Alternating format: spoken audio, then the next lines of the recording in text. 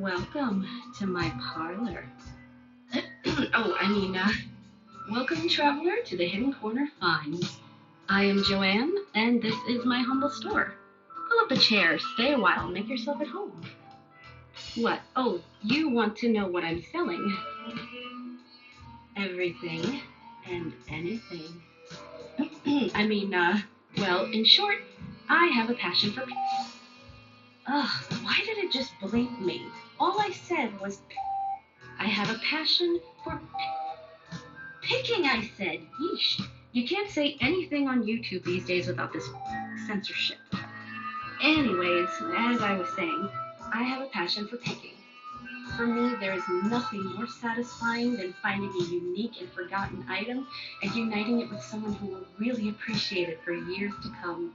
Whether it's a soapstone carving, an old book, or simply a mug to make you laugh, I try and find something for everyone. My goal is to make you a confident buyer. Older items often have a lifetime of stories to tell. I strive to describe the good as well as the bumps and bruises they've experienced along the way. It's important that the pictures reflect what you will receive. To that end, I always encourage questions and will do my best to respond as quick as possible. Appreciate you stopping by the store. If you can't find what you're looking for, please don't hesitate to contact me. I'm always looking for new ideas and will keep an eye out for your item in my travels. Honey, what the happened to my action figure collection? Oops, gotta go. Bye.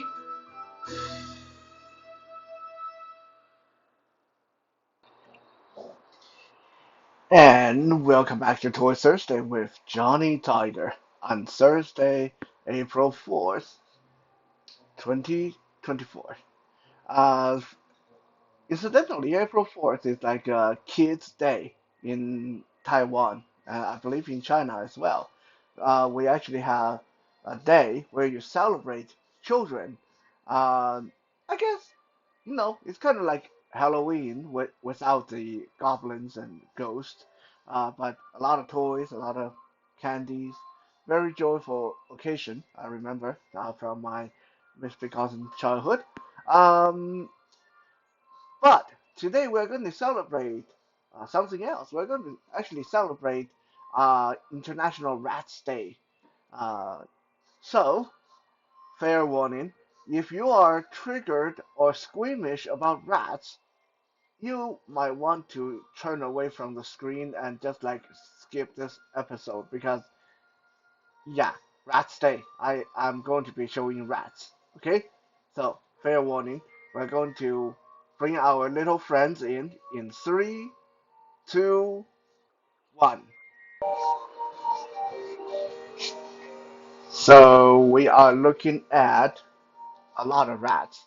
Yeah, this is a very impressive display base. It's a stone street or walkway, and it's covered with rats. That's actually 60 rats on this base alone, um, that are attached to the base. There's like five, six ones that are loose, and you can um, pick them up and use for other things. We'll get to that later. So basically, you are looking at a display base that simulates a stone walkway and is covered by all these little creepy rubber rats. Right? Very impressive piece of display base, I will say. Um, now, the who did this come with? We are going to introduce him in a little bit. But first, let me talk a little bit about International Rat Day because this was actually started in 2003 by the Rat List. What is the Rat List? You may ask. Well, as the name would suggest, it's a bulletin board or group for people who have pet rats. Yeah, we're not just celebrating any rats. We're actually celebrating the so-called fancy rats that people keep as pets nowadays. They come in all kind of colors and shapes and sizes, and they make very intelligent pets. So I have been told. I am not into rats, but I have known just in the last few years, I have came across three people who are into rats, pet rats, and they swear up and down how intelligent these things are. Uh, I still prefer a nice cuddly dog or cat any day. Thank you very much. I'm very generic that way, but anyway, I figure we celebrate cats, we celebrate dogs, so it makes sense that we celebrate Rat Day when it is time to do so.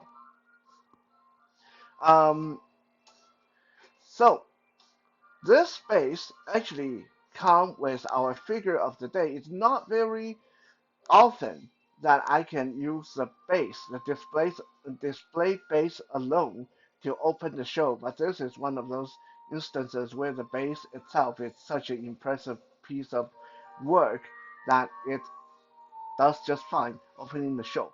Although the figure we're going to be looking at today is just as creepy, just as impressive. We're going to bring in Count Graf Orlok, aka Nosferatu himself. When I mention vampires, a lot of you are thinking about the cute, sexy ones like Dracula or the one from Twilight. But those of us who are more hardcore or horror driven or old school, when we think vampires, we're thinking something more along the line of this guy over here, Count Graf Orlok, one of the very original vampire, just as famous as Dracula. There's actually an interesting little story about that. Now, Graf Orlok came from the 1922. Yeah, you didn't get it wrong. 1922, German movie called Nosferatu, and this movie actually almost got wiped from existence because after its release, the widow of Bram Stoker, the author of Dracula, sued the producers for copyright infringement and actually was able to win the case against the movie producers, and the court ordered for every copy of the film to be erased. Luckily, it has already been released, so people has already seen it. So it was not possible to, chase down every copy that has been distributed around the world. But yeah, we almost didn't get this movie. That's how close this was. If you're not familiar with the movie, spoiler alert, even though it is a 1922 movie, Nosferatu basically is a Dracula style story where you have a very driven young man who went into this castle to try to sell some property. This Englishman, something, went to this castle, tried to sell some property to this old nobleman who turned out to be Count Orlok, this ancient vampire. Count Orlok is said to be the direct descendant of the demon Belial himself. So he's like directly related to Satan. Have all kind of horrifying vampire powers like shapeshift and can he can bring plague to anywhere he lives, and he can uh, uh, drain people's blood, and he has claws and fangs, and he can control rats and bats and all kind of stuff. So long story short, Count Olaf bought a property in Germany. So he moved from his castle, which was located in the Carpathian Mountain, and he got on a ship that was bound for Germany. And on the way, he murdered every single person on the ship in horrifying ways. Like people started getting really sick, and there were rats everywhere. It's just a like really creepy thing. And finally, when he got to his new house, his new home, the entire town was put under quarantine because there was a plague breaking out. Like I said, wherever Count Olaf goes, he can generate plague to kill people. At the end of the story, again, spoiler alert, he went after the wife of the young man who sold him the property and was in the process of draining her of her blood when the sun came up and the sunlight burned him alive and he was vanquished.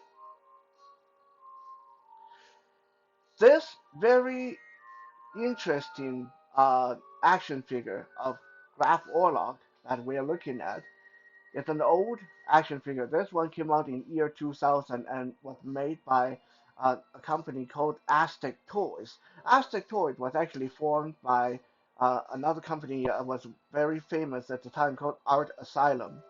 Unfortunately, Aztec Toy didn't last very long, so they made first series of Silent Screamers, which was figures based on horror movies, and they made series one, which was where Graf Orlok came from, and then they promptly went out of business. So this one is becoming a pretty uh, niched item, chased item ever since.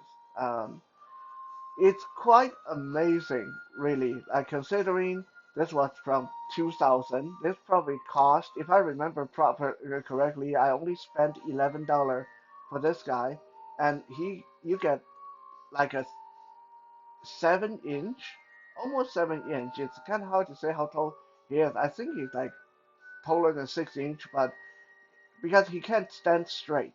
I think if he can stand straight, he would be way over 7 inches.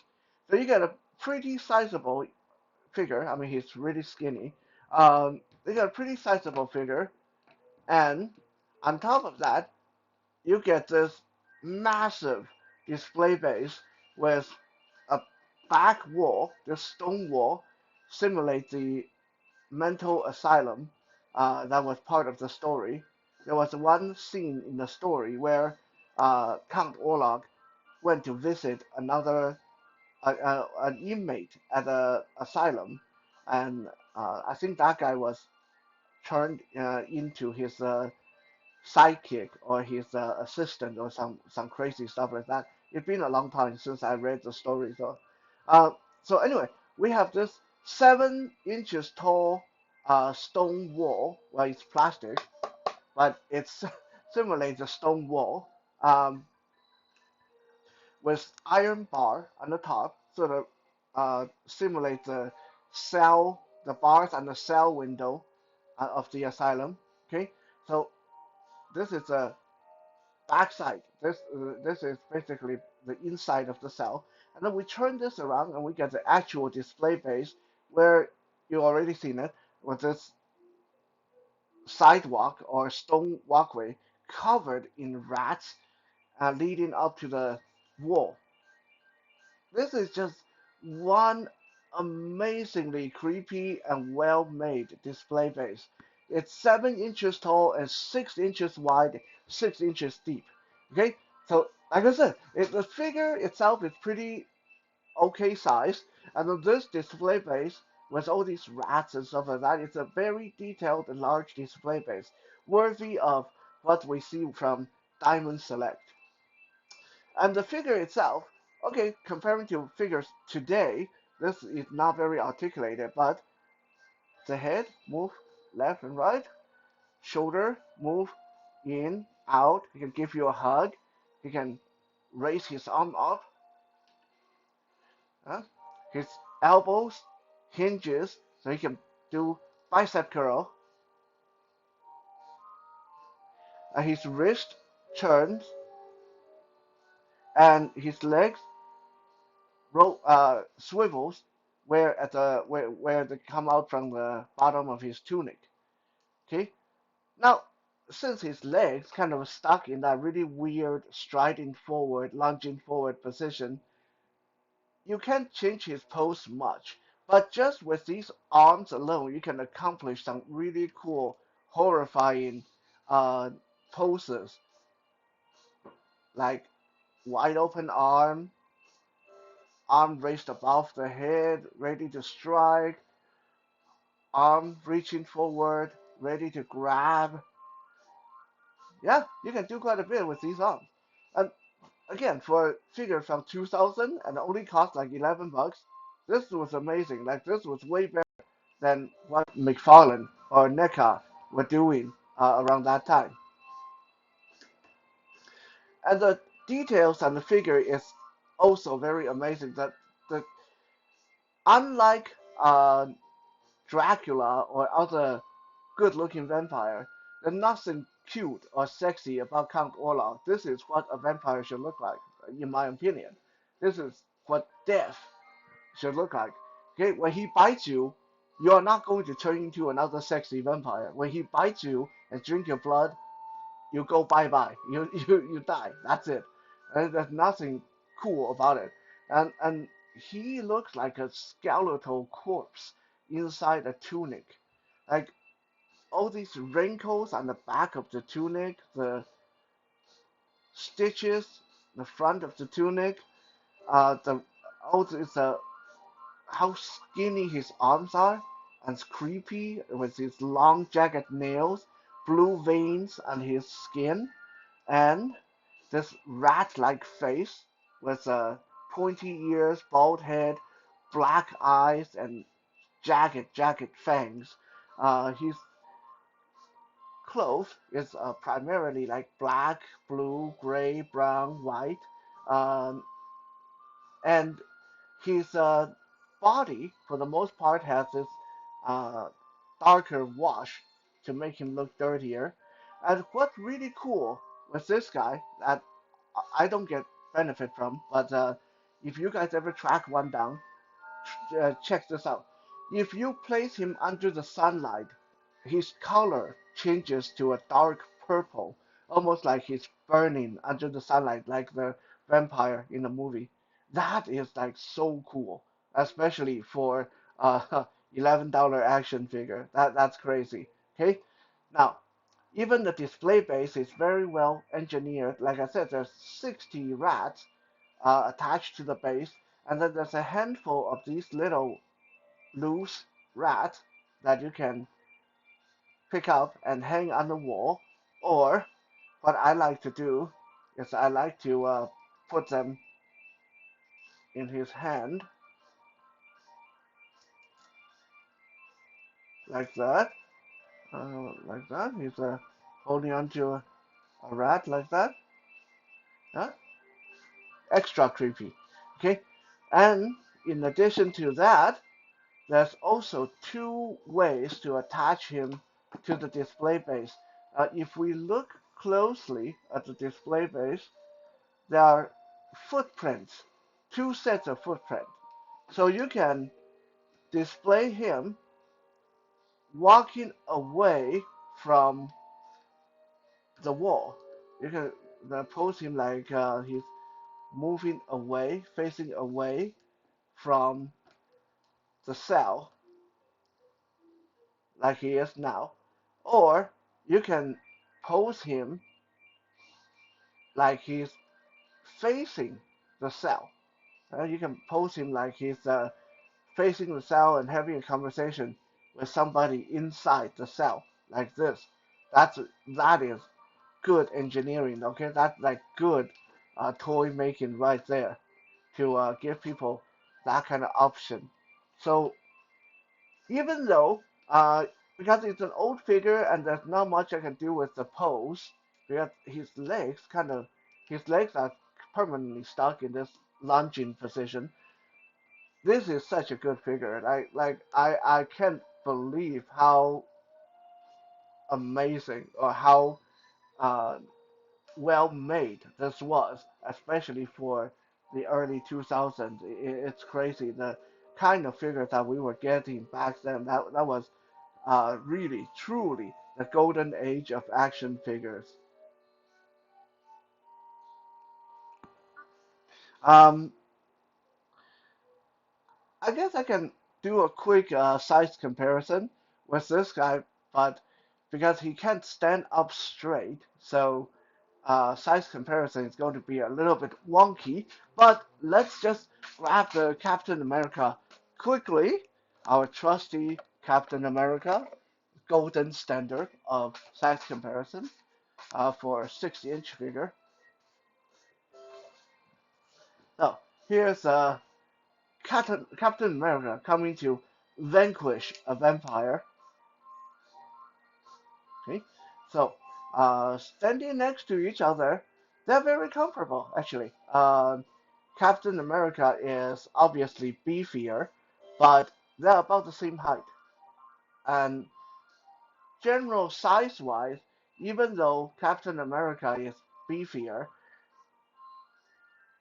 I don't know. Like, what would you think? If I would say if this come down to like looking who's more impressive or scary, who's going to win in the showdown, just look at that. That's just me knocking the pillar over. Uh, Count Orlok's hand almost can fit right over Captain America's skull, right? So even though Count Orlok is scrawny, he is not like what I would call like small and puny. He has a kind of a I don't know how you would call it, like a very wiry strength about him, even in figure form. Like if this thing coming at me, I would be really scared, right? This is a really scary uh, vampire. Even though, like you might think that you can snap him in half like a twig because he's so scrawny, but I don't know, man. Like this guy just looked really creepy and horrifying. So that's it, folks. That's a quick look at our Graf Orlok Nosferatu vampire from Aztec Toy, a toy from yesteryear, from a company from yesteryear, and it's so much better than a lot of the other figures from its time. It's sad that the company did not last long because I can only imagine how far they would go if they stuck around and were more successful. Thank you for being here with me today. I'll be back tomorrow for some Fitness Friday.